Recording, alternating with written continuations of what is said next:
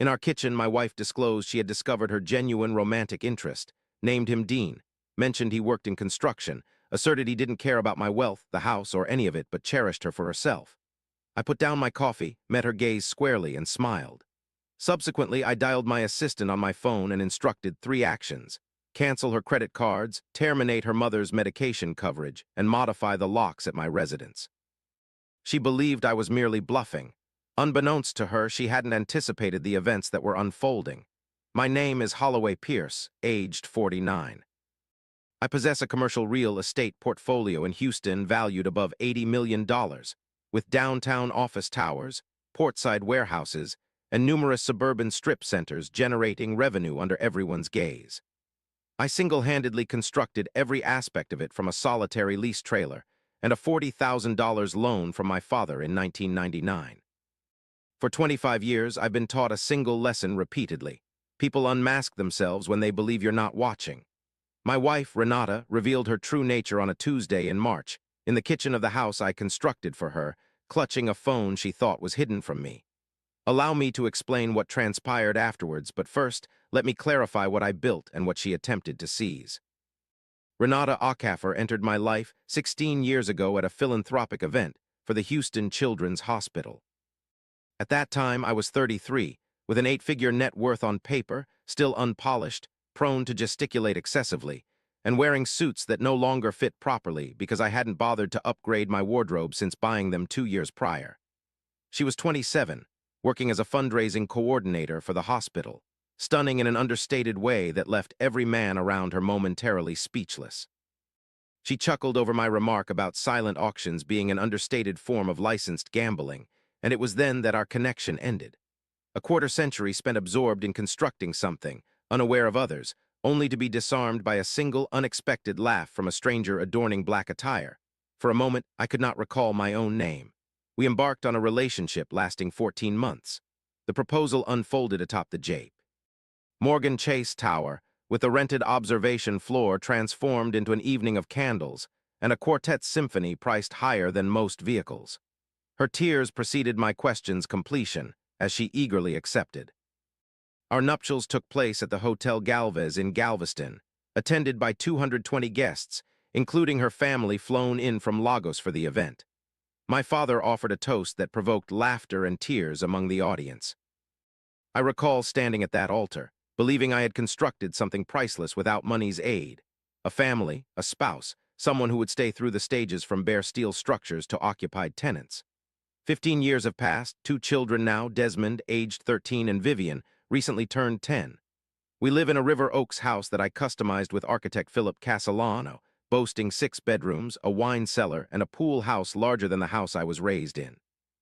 I offered Renata everything, not to purchase her allegiance, but because one gives when love compels and resources permit a life of comfort and elegance. She held an unlimited black card. She possessed a Range Rover, and for her 40th birthday, a Bentley Bentayga in a personally selected shade of champagne. For 15 years, I believed she reciprocated my feelings, but in retrospect, I see the flaws overlooked. Ignoring them was easier. Approximately 2 years ago, Renata began frequenting a CrossFit gym on Westthamer, suggested by her friend. She visited 4 to 5 times per week and spoke passionately about her trainer, Dean Whitfield, a level of enthusiasm I hadn't heard in a while, not for me. "Dean is amazing," she'd say. "Dean motivates me. Dean believes I have potential I don't see." I dismissed my concerns as paranoia. I convinced myself that a 43-year-old woman valuing her physique wasn't wrong, and it wasn't. However, other signs also emerged. She began taking her phone into the bathroom during showers and securing it with a 6-digit code instead of using her thumbprint. She began arriving home from the gym with freshly washed hair, suggesting she showered there rather than waiting until she got home. As the head of a business empire hinged on perceiving minor details others overlook, I recognize a flaw in a seemingly insignificant crack or an unexpected late rent payment hinting at hidden issues. I am adept at discerning patterns. However, I was hesitant to interpret this particular pattern because acknowledging it might imply that the family I took pride in, the very thing I valued most in this world, could be standing on a foundation already badly damaged beyond repair.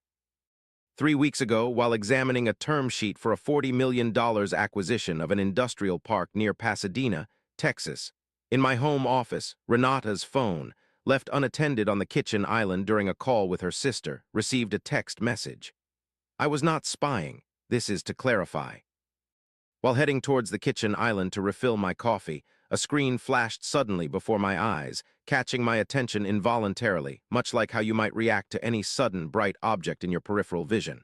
It read, "Anticipating days till Cabo. Can't wait to have you all alone for a week. No rings, no excuses, just us." The message was from a contact labeled DW.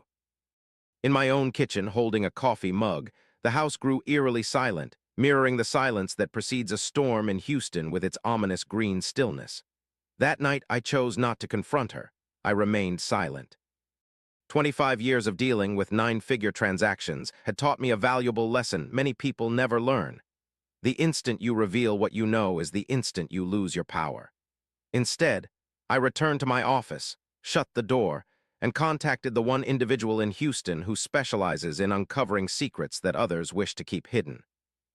Garrett Sloan, previously of HPD, is an investigator I've employed on 2 occasions. First, concerning a business associate suspected of embezzlement, and second, regarding a contractor with suspicions of inflated invoices. In both instances, he provided indisputable evidence within fortnight. I reached out to him at midnight, and he responded immediately on the second ring, reflecting Garrett Sloan's prompt responsiveness. "Mr. Pierce," he greeted, "it's been a while. I require comprehensive investigation," I requested. "My wife requires discretion. I need to identify DW, establish timeline, and gather evidence that would stand in court if needed." A silence followed, a familiar pause indicating his experience with such scenarios. "I will need 2 weeks," he replied.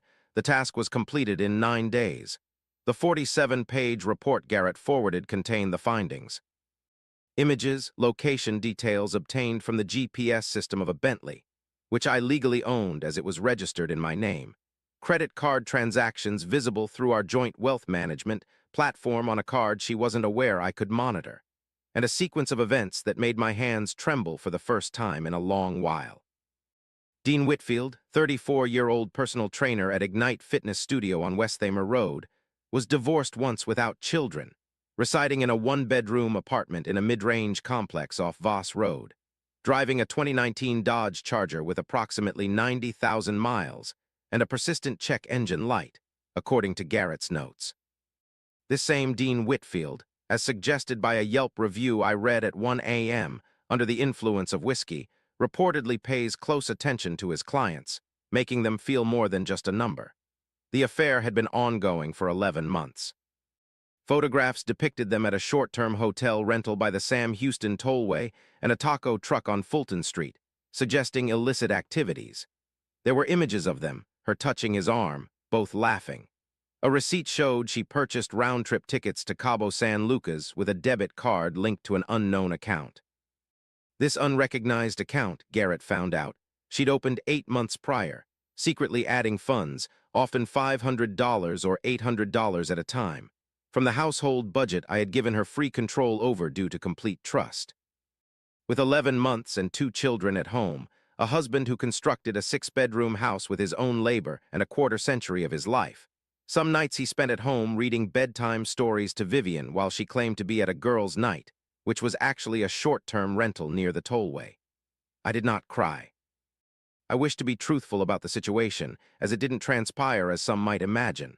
Instead, a chill filled me, an icy hush that echoed the calm before a financial downturn. My mind functioned as it does when a deal is on the brink of collapse, necessitating swift action to secure my interests without alerting others of the potential danger. I didn't immediately confront her.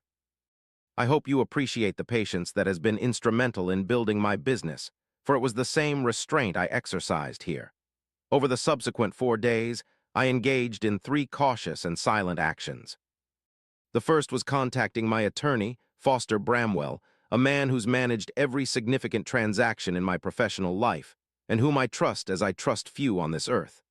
I shared everything with him. Listened intently without interruption, much like skilled lawyers do, and subsequently spoke words of utmost importance. "Holloway," he said, It's crucial to have a forensic accountant involved before any further action, given that once she becomes aware she'll likely attempt to shift assets. We need a traceable record detailing our combined possessions prior to such an occurrence. Thus, I acted accordingly. I enlisted the services of Priya Lakhani, a forensic accountant proficient in high-net-worth divorce cases preparation. Over the subsequent week, she meticulously charted every account, transaction, card use, and property held jointly, all while Renata continued with her gym routines and social engagements, oblivious to the intricate financial details of her life being systematically documented. The second move I made was unconventional, as it's rarely considered by those in my position due to pride or anger clouding their judgment. 16 years ago, Renata had signed our prenuptial agreement when she possessed little and I held much. This document, carefully retrieved by Foster, contained an infidelity clause, a provision typically associated with films rather than reality. If either party was found guilty of infidelity, the responsible party forfeited any right to alimony or any property accrued during marriage beyond a predetermined minimal settlement. Renata had chuckled as she inked her name on this contract, seated opposite me at Foster's office, a 27-year-old woman filled with love, convinced nothing could separate us. "I'll never need this clause, Holloway," she'd said, grinning, "because I'm never leaving you." The crux of the matter was my third action, the one that held significant weight. It was a decision few men in my position possessed the self-control to make. Daily, I continued to present as Holloway Pierce, husband and father, just as before my discovery. I took Desmond to his baseball practice at the fields near Buffalo Speedway, assisted Vivian with her fraction assignments at the kitchen table, kissed Renata on the cheek upon leaving for work, and inquired about her day upon returning home. Allowed her to maintain the belief that she was still in control, as I understood a woman like Renata would flee if she sensed instability beneath her feet, and I required her to remain motionless until all papers were signed, accounts documented, and every potential issue addressed.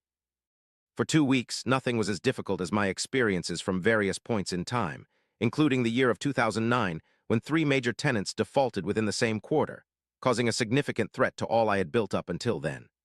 This ordeal was even harder than burying my father in 2015. Each night, I lay beside a woman I had loved for 16 years, fully aware of her actions, her partners, and my own impending response, all while maintaining a normal facade. Then arrived the Tuesday in March. After closing a deal on an office building near the Galleria that took 4 months to negotiate, I entered the kitchen to find Renata sitting at the island, engrossed in her phone with a quiet, secretive smile. She didn't notice my entrance. In the doorway, I paused momentarily, observing her, the woman I'd surrendered everything to. She was responding to a text from a man with a 6-week faulty Dodge Charger. "Good day?" I inquired. Surprised, she dropped the phone and swiftly mentioned it face down too soon. "Holloway, you returned early." I disclosed the closing of the Galleria deal, which should boost the quarter's performance. She responded with enthusiasm. "Wonderful, dear." But the word dear struck me harshly because I was certain that she had whispered a similar endearment to another man within the last 11 months. I set down my glass, and since I had meticulously planned this dialogue for 2 weeks, I uttered what would change our conversation. "Renata, we must discuss. I feel something has been amiss between us for some time now, and I wish for honesty from you. Are you content?" I noticed a change in her eyes as she reacted. For clarity, you should realize this woman had been underestimated by all who saw her as merely a beautiful trophy spouse with no depth beyond her eyes for 16 years. However, she was more intelligent than that, and in an instant, I observed her mentally computing rapidly, much like my own calculations when a negotiation takes an unexpected turn. She appeared to have determined that the situation had escalated sooner than anticipated, and so she chose to seize control of its progression. "Let me make myself clear," she stated, placing her phone aside and adopting a more upright posture. "I appreciate your question because I haven't felt content for quite some time, Holloway. I have met someone. His name is Dean. He values simplicity over wealth and does not care about this mansion or your fortune. He perceives me not as Holloway Pierce's wife, but as myself." With that, her true feelings were exposed. After 16 years, 2 children, a house I painstakingly constructed alongside an architect, and a revelation delivered as casually as announcing a change in dry cleaners. I wished to share my emotions at that instant, for people often anticipate anger, but there was more than just a hint beneath. It was primarily a serene feeling, akin to a man shedding a weighty burden he'd borne for 11 months. The surprise wasn't in the knowledge itself, as I'd known 2 weeks prior, but in her confirmation, spoken with the same tone that signaled a switch in cleaners. What she confirmed was authentic, everything documented by Garrett Sloan and Priya Lakhani, and she was on the verge of making the most regrettable decision of her adulthood by verbalizing it before the paperwork was finalized. I gave her a genuine smile, one that puzzled her due to its unexpectedness. Simple and unpretentious, I reiterated, and he's not money-minded. Incorrect, she retorted, growing more confident, misjudging my composure as vulnerability, a common mistake before one learns otherwise. He's not like you, Holloway. He doesn't crave this opulence. She indicated towards the kitchen, the marble countertop, the built-in wine cooler, the pool view through the window. He cherishes me for who I am. Admirable, I replied, and my tone remained even, though it held a touch of sarcasm that was intentional but subtle. A year of cherishing you for who you are. A trip to Cabo next month, isn't it? No engagements, no explanations, just the two of you. The color left her face so swiftly I almost felt a pang of sympathy. Almost? How did you? Garrett Sloan, I said. He's quite skilled at his profession. 47 pages, Renata. Photographs from the Sam Houston Tollway Hotel. Receipts from the taco truck on Fulton.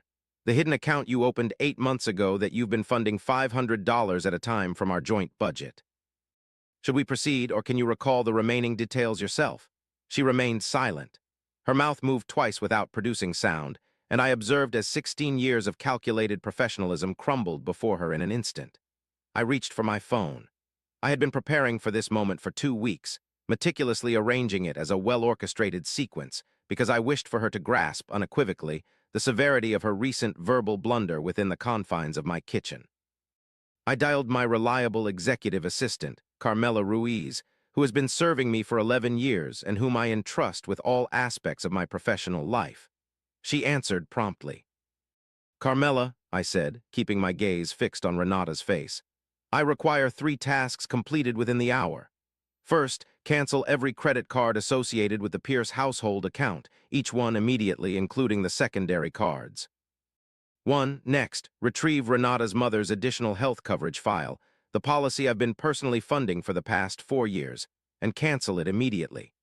Then, contact Briggs Security and request a visit to River Oaks House today to change all locks on the premises. Got it, Mr. Pierce? Carmela replied, unaffected, as Carmela has been working with me long enough to understand that when I give an order like that, it's not up for debate, it's to be carried out. I ended the call. Renata looked at me in disbelief, as if I had suddenly grown a second head. You can't do that, she said, her voice trembling now. All the confidence from moments ago vanished completely. My mother requires those medications, Holloway. She has diabetes. She has heart problems. You are aware of this. Yes, I am aware, I replied. For 4 years, I've been secretly paying for her additional insurance, as your family plan didn't cover it and you requested assistance.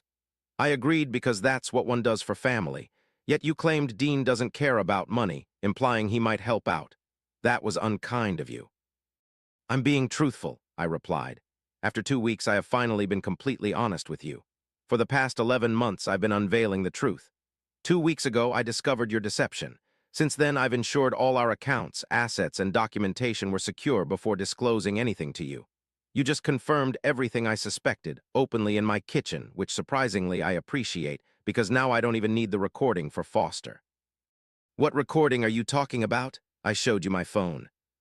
The screen displayed an ongoing voice memo with the timestamp advancing. 25 years of closing deals, where a verbal agreement sometimes held equal weight as a signed contract, taught me the importance of always having a record. Her complexion paled. You can't utilize that, she declared. Texas is a state requiring one-party consent for home recordings. You indeed are cunning. I acknowledged, almost respecting her in that instant, as some part of her mind, even amidst distress, was still grasping legal defenses. 16 years married to a long-time client of an attorney in real estate taught me a few valuable lessons. And yes, you're correct. It is entirely admissible, given that I am a participant in the conversation, and we are standing in a state that does not necessitate both parties' approval for recordings. For the following 40 minutes, there was an unpleasant scene unfolding, one that I will not elaborate on entirely, as some parts don't need repetition, and they were essentially two people who once cherished each other, witnessing their love transform into something unfamiliar. She wept, she shouted. She accused me of being cold, manipulative, claimed I never genuinely loved her, and that I only cared about power. At one instance, she hurled a glass of wine, not at me, but against the custom-made Italian tile backsplash behind me, which I had imported for her birthday 4 years ago. I allowed her to express all her anger. I didn't retaliate or raise my voice once. Over the past 2 weeks, I had experienced every emotion this situation could provoke, solitarily in the stillness of my office at 1 a.m., with a glass of whiskey, and by the time we stood in that kitchen, I was left with an unusual, composed certainty. "Pack your bags," I eventually said to her. "You have 3 options for tonight: a hotel, your mother's house, or Dean's place. I don't mind which you choose. By Friday, Foster will finalize the separation papers. You signed a prenuptial agreement 16 years ago with an infidelity clause, Renata, and remember how amused we were about it then."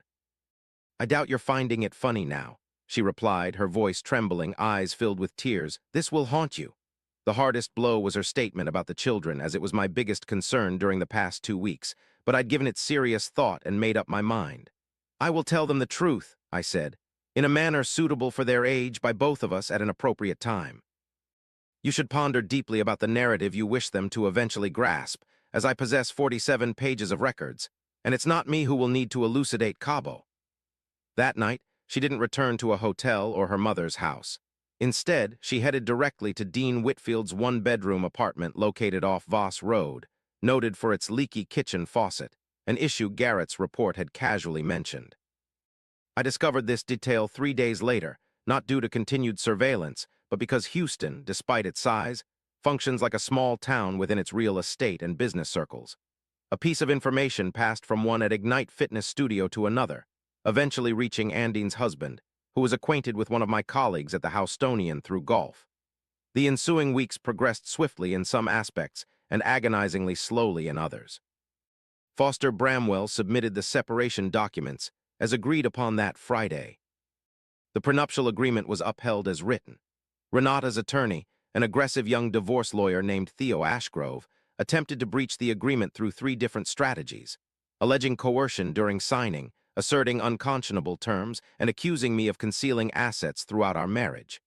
Priya Lakhani's forensic accounting work rendered the third claim absurd, as every dollar was meticulously traced with a transparent paper trail. The first 2 claims crumbled when Foster presented Renata's independent counsel's signed acknowledgement from 16 years ago, which she had retained at her mother's insistence, confirming her understanding of each clause, including the infidelity provision, prior to signing any document. As a result, Renata received the settlement the prenup promised. I want to emphasize that it was not a meager amount. I am not a man who left his children's mother impoverished. $1.2 million was the single payment she received, along with shared custody agreements granting her equal access to Desmond and Vivian. The Bentley, given as a direct gift in her name, remained hers. However, she lost claim to the River Oaks house and had no share in the commercial portfolio that had expanded by approximately $40 million during our marriage. No spousal support was granted, none at all, due to the infidelity clause, which proved crucial 16 years earlier. Lastly, I allowed the discontinuation of her mother's medication coverage for 9 days, enough time to clearly convey the protective shield she had been unaware of during her entire living experience. Quietly, Carmela was reinstated under an individual agreement unrelated to Renata, financed directly through a trust created for her mother, Daisy, who had never wronged me except for raising a daughter that eventually caused heartbreak. I chose not to inform Renata of my actions, as gratitude wasn't necessary. Instead, I refused to let a 71-year-old woman with heart issues bear the cost of her daughter's decisions, regardless of my anger. As it turned out, Dean Whitfield was not the honest man Renata perceived him to be. Within 4 months of moving into his one-bedroom apartment, Garrett Sloan, who had been kept on retainer for habitual reasons, casually mentioned that Dean had acquired a second girlfriend, a 26-year-old client from his morning spin class, and that the Voss Road arrangement had grown complex in Garrett's words. I did not rejoice at this news. I hadn't experienced a sense of vindication as I had anticipated. Instead, I felt weary and a touch sorrowful for the past self, who used to joke with Renata atop the J.P. Morgan Chase Tower 16 years ago before our rift. The toughest discussion during that ordeal wasn't with Renata, Foster, Garrett, or Priya. It was with my 13-year-old son, Desmond. 6 weeks following Renata's departure, he sat on his bed, still clutching his basketball from practice, and bluntly inquired, "Dad, did Mom cheat on you? Is that why she left?" I took a seat beside him. I pondered over deceiving him, sugarcoating it, as some part of me desired to shield him from the unpleasantness of his mother's actions. Considering the prenuptial agreement in Foster's documents, the recording on my phone, the detailed 11-month account, and deciding that my son deserved honesty over comfortable deception, I told him, "Yes, it happened. I won't hide the truth from you because you are old enough to grasp it, and at some point you'll need to recognize it in your own life. However, it is crucial for you to comprehend this. Your mother loves you and your sister, and that love was never a falsehood. What transpired between us doesn't alter her role in your life." He shed a few tears. I comforted him during his emotional outburst. Vivienne, at 10, grasped the emotions more than the specifics. Sometimes she still questions why Mommy isn't with us anymore. Over 8 months have passed since our bitter divorce initiated with surveillance photos spread across 47 pages, culminating in a kitchen island, a broken wine glass, and an audio recording that stood up flawlessly in a one-party consent jurisdiction. Desmond made the All-Star baseball team this spring, and I've attended each game as I always did, contrary to Renata's past allegations of neglect, although my records from those days would substantiate otherwise, should anyone care to verify. Vivienne has taken up piano lessons and shows her unique brand of terrible in the delightful way 10-year-olds often struggle with novelties. The River Oaks house is less noisy than before, which startled me. I presumed it would feel more vacant, but instead, it primarily feels truthful. Occasionally, I spend evenings in the living room, listening to her play Fur Elise, and consider it one of the finest sounds echoing through this expansive, tranquil home. Renata and I have managed a measure of civility, mostly. We've settled into a routine for custody exchanges, Tuesdays and every other weekend at her townhouse in the Heights, which the settlement funds assisted in procuring. It offers comfort, yet pales in comparison to the life she once had. I have been informed through mutual connections that things with Dean are entirely over for approximately 5 months. Word has it that she's back to work again, returning to event coordination for a downtown hospital foundation, slowly rebuilding from a much lower position than where she stood with me. A piece of me secretly hopes she discovers whatever it was she believed she lacked in those 11 months, sincerely. We spent 16 years sharing a life, and despite all that transpired, I don't harbor the bitterness others might expect from such a story. What I hold dear is more like understanding. I discovered, through excruciating experience, that love lacking confirmation is merely hope donned in an elegant outfit. I amassed a $80 million portfolio by never agreeing to a contract without thorough examination, never taking a number at face value unless cross-verified, never presuming goodwill from a party until the documents corroborated it. Inadvertently, for 16 years, I extended a degree of unverified trust to my own marriage that I would have never granted to a business associate, and I lost almost everything that truly mattered. I hold no remorse for contacting Garrett Sloan that night. I hold no regret for the 2 weeks of meticulous, hushed preparations prior to speaking to Renata about my findings. Some individuals may view me as callous or strategizing. Perhaps a true man would have confronted his spouse upon discovering that text on the kitchen island. Maybe. There is a different type of power in patience, in preserving what you've established rather than allowing your anger to dictate your actions. The version of myself that acted impulsively against her. The version that shouted, destroyed things, and reacted from sheer wounded pride.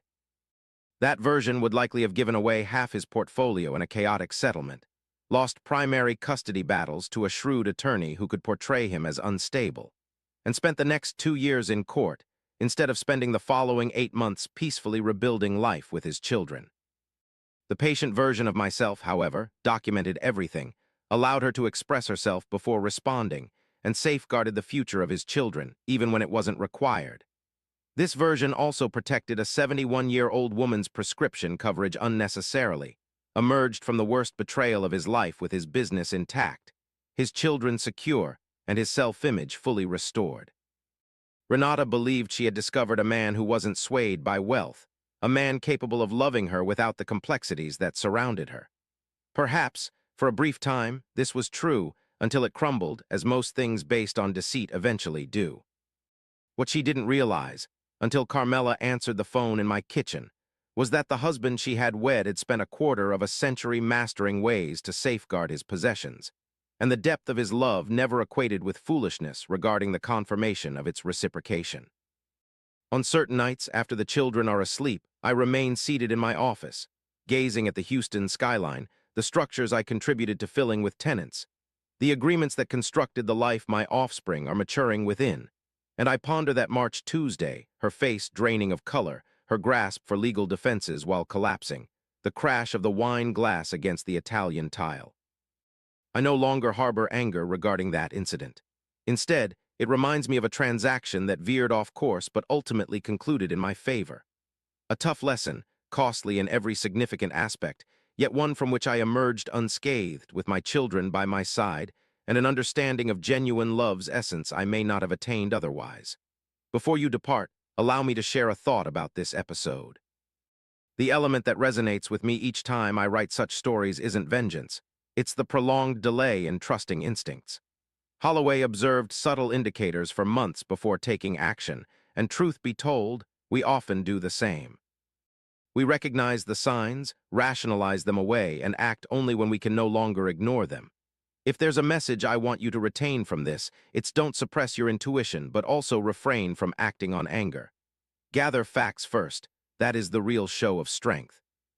Instead, share your viewpoint in the comments section. Would you have acted immediately or chosen patience as he did? Share your opinions below and remember to subscribe if you're new here. There's plenty more content on its way.